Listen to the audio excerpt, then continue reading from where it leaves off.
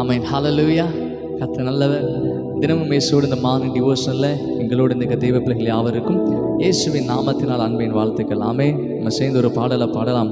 கைதட்டி பாடி மகிழ்ந்திருப்போம். கர்த்தர் சமூகத்தில் கலிகூறுவோம். சேர்ந்து நம்ம கரங்களை தட்டி பாடி கர்த்தரை மகிமைப்படுத்தலாம்.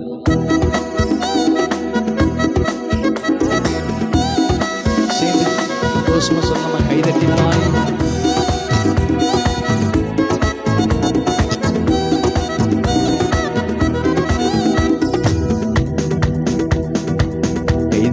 பாடி மகிழ்ந்திருப்போம்.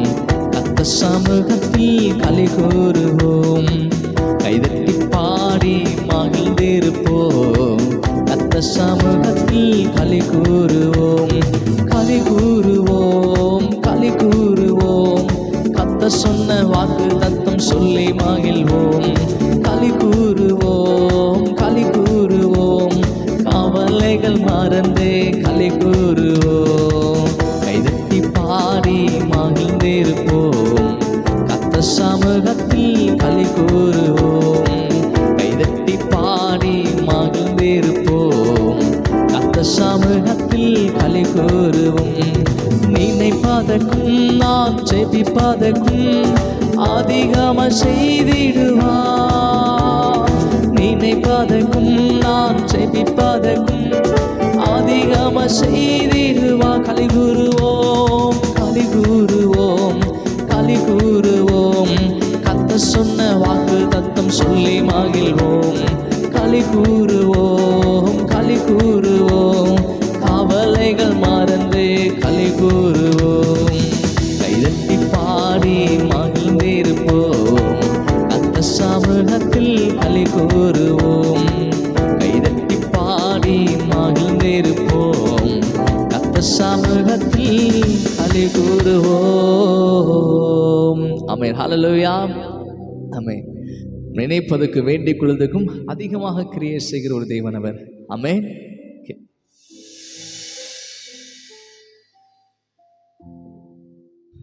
நம்ம இந்த நாளிலே கூட நம்ம வாசிக்க வேண்டிய ஒரு வேத பகுதி நம்ம ஏசாயா 58வது அதிகாரம் 9வது வசனம். ஏசாயா 58:9. அப்பொழுது நீ கூப்பிடுவாய், கர்த்தர் மறு உத்தரவு கொடுப்பார். நீ சத்தமிடுவாய், இதோ நான் இருக்கிறேன் என்று சொல்வார். நுகத்தடியையும் விரல் நீட்டுதலையும் நிபச்சொலையும் நீ உன் நடுவிலிருந்து அகற்றி பசியுள்ளனிடத்தில் உன் ஆத்மாவை சாய்த்து சிறுமைப்பட்ட ஆத்மாவை திருப்தியாக்கினால் அப்பொழுது இருளில் உன் வெளிச்சம் உதித்து உன் அந்தகாரம் மத்தியானத்தை போலாகும். ஹல்லேலூயா.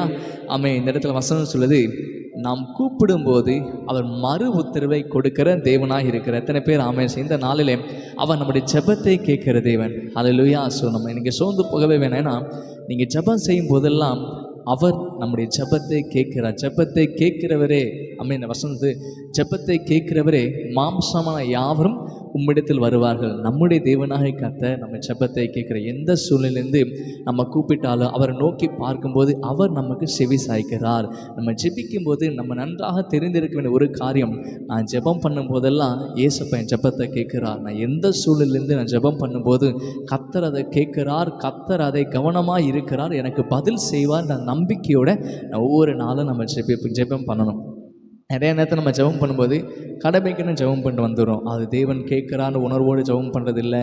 நிறைய நேரத்தில் அப்படியே மேலோட்டமாக ஜெபம் பண்ணிட்டு வந்துட்டு அவிசுவாசமான வார்த்தைகள் பேசுகிறேன். நீங்கள் ஜெபத்தில் நீங்கள் நல்லா தெரிஞ்சுக்கணும் என்னென்னா, நீங்கள் ஜெபத்தில் தேவனை நோக்கி எந்தெந்த காரியங்கள் விண்ணப்பம் நீங்கள் செலுத்துறீங்களோ அந்த காரியங்களை தேவன் கேட்கிறார். பரலோகம் அதை கவனிக்கிறது. பரலோகம் அந்த ஜெபத்துக்கு நிச்சயம் பதில் தரும் என்பதை நம்ம மறந்துடவே கூடாது.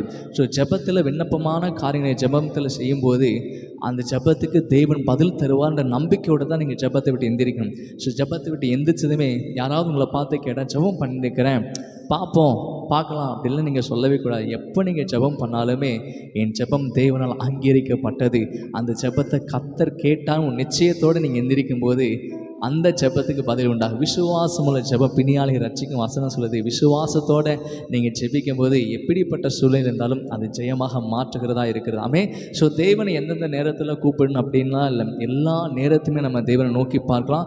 எல்லா சூழ்நிலையிலும் நம்ம அவரை நோக்கி பார்க்கும்போது அவர் நம்ம ஜெபத்தை கேட்கிறார். நம்முடைய தேவைகளை குறித்து நிறையா நேரத்தில் மனிதர்களை நோக்கி நம்ம கூப்பிட்டா ஒரு முறை அவங்கக்கிட்ட ஹெல்ப் கேட்டால் ஒரு முறை பண்ணுவாங்க. திருப்பி அதே நபரோட 2ஆம் முறை நம்ம போய் ஹெல்ப் கேட்டோம்னா என்னடா அப்படின்னு சொல்லிட்டு திருப்பி பண்ணணுமா அப்படின்லாம் யோசிப்பாங்க. 3ஆவது முறை நம்ம அதே நபர்கிட்ட போய் ஹெல்ப் கேட்டால் அவங்க வந்து நம்ம அவாய்ட் பண்ண தொடங்கிடுவாங்க. ஆனால் நம்முடைய தேவனிடத்தில் உங்கள் வாழ்க்கையில் எவ்வளோ தேவைகள் சூழ்நிலை பெருகிருந்தாலுமே, எவ்வளோ டைம் போய் அவரிடத்துல ஜெபம் பண்ணாலுமே அவர் நமக்கு ஜெபத்தை கேட்குறார். ஏன்னா நம்ம ஜெபத்தின் வழியாக தான் இயேசு இடத்துல பேசுகிறோம்.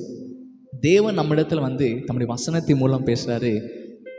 நம் தேவனிடத்தில் நம்முடைய ஜெபத்தின் மூலமாக தான் பேசுகிறோம். ஸோ ஜெபமானது அது ஜெபமாக விண்ணப்பங்களை செலுத்துகிற ஒரு இடம், விண்ணப்பங்களை செலுத்துகிறது மாத்திரம் கிடையாது, துதி செலுத்துகிறது மாத்திரம் கிடையாது. அதையும் தாண்டி ஜெபத்தை அதிகமாக சொல்லலாம், தேவனோட பேசுகிறதுக்கு ஒரு வழியாக இருக்குது. நீங்கள் தேவனோட பேச, அவரோட பழக, அது ஒரு நல்ல ஒரு வழியாக இருக்குது. நீங்கள் ஜெபத்தில் உங்கள் தேவைகளுக்காக மாத்திரம் அல்ல, சூழ்நிலைக்காக மாத்திரம் அல்ல, சூழ்நிலைக்காக ஜெபிக்கணும், தேவைகளுக்காக ஜெபிக்கணும். அதற்கு அதிகமாக ஜெபமானது தேவனோட நாம் பேசுவதற்கு ஒரு வழியாக காணப்படுது. ஸோ தேவனோட பேசுங்க. நீங்கள் செய்ய போகிற காரியத்தை தேவனோட பகிர்ந்து கொள்ளுங்கள். உங்கள் வாழ்க்கையை தேவனோடத்தில் பகிர்ந்து கொள்ளும்போது அவர் மறு உத்தரவு அருளுகிற தேவனாக. அடுத்த வசனத்தை பாருங்களேன், நீ சத்தமிடுவாய் நான் இருக்கிறேன் அப்படின்னு சொல்லி ஒரு வசனம், அந்த வார்த்தை வருங்க. நம்ம எப்பெல்லாம் அவரை நோக்கி சத்தமிடும், எப்பெல்லாம் அவரை நோக்கி கூப்பிடுமோ, நான் உங்களுக்காக இருக்கிறேன், நான் இருக்கிறேன்னு சொல்லிட்டு ஒரு தேவன் நமக்காக காத்திருக்கிறார். மனிதர்களிடத்தில் உதவி கேட்கும்போது அவர்கள் அவாய்ட் பண்ணலாம். ஆனால் தேவனிடத்தில் நீங்கள் பேசும்போது, அவரை நோக்கி பார்க்கும்போது, அவர் ஒரு நாள் உங்களை அவாய்ட் பண்ணுவது கிடையாது, ஒரு நாள் உங்களை தள்ளுவது கிடையாது. நம்மிடத்தில் வருகிற எல்லாரையும் அவர் புறம்பே தள்ளாமல் நம்மை சேர்த்து கொள்கிற தேவனாய் அவர் இருக்கிறார். நம் கூப்பிடுதலை கேட்கிறார். நான் இருக்கிறேன் என்று நமக்காக இருக்கிற நல்ல தகப்பனாக இருக்கிறார். ஸோ ஜெபம் பண்ணும்போதெல்லாம் நீங்கள் தேவனோட பேசணும். தேவனோட பேசுகிறது மாத்திரம் கிடையாது, என் ஜெபத்தை கர்த்தர் கேட்கிறார், என் ஜெபத்தை அங்கீகரிக்கிறார், என் ஜெபத்துக்கு தேவன் பதில் தருவார் என்ற நிச்சயத்தோடு நம்ம ஒவ்வொரு நாளும் ஜெபிக்கணும். நம்ம ஜெபிக்கலாமா? இந்த நேரத்தில் அப்படி நம்ம ஜெபிக்க போகிறோம். நம்ம தேவைகளுக்காக நம்ம ஜெபிக்க போகிறோம். நம்ம ஜெபிக்கும் போதே என் தேவைகள் சந்திக்கப்பட்டது, தேவன் அதை கேட்டு விட்டார், எனக்கு நன்மை செய்வார்னு சொல்லிட்டு ஒரு எதிர்பார்ப்போடு நம்ம ஜெபிக்கலாம். ஆமென். ஹல்லேலூயா. நமக்கு நன்றி ஆண்டவரே.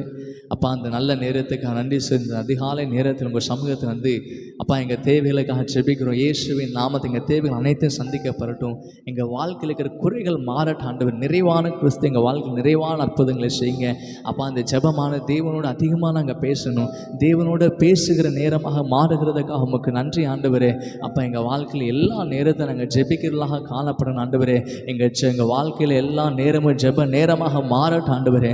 உங்கள் நாமத்தினால் எங்கள் குடும்பங்களை ஒப்புக் கொடுக்குறேன். எங்கள் தாவே இசப்பா, எங்கள் உற்சாக உறவினர்கள் எல்லாரையும் ஒப்புக் கொடுக்குறேன். அப்போ அந்த நாள் முழுவதும் உங்கள் பிரச்சனை எங்கள் ஒவ்வொருவரையும் மறைத்து கொள்ளட்டும், ஒவ்வொருவரையும் சூழ்ந்து கொள்ளட்டும். தெய்வ மகிமைகளை சூழ்ந்து நடத்துகிறதுக்காக உமக்கு நன்றி. இயேசுவின் நாமத்தில் ஜெபிக்க நல்ல பிதாவே, ஆமேன். நம்ம சேர்ந்து சொல்லலாம். என் ஆத்மாவை கர்த்தரை சோத்திரி, என் முழுமே பரிசுத்த நாமத்தை சோத்திரி. என் ஆத்மாவை கர்த்தரை சோத்திரி, கர்த்தரை சகல் மறவாதே. ஆமேன், ஆமேன். God bless you.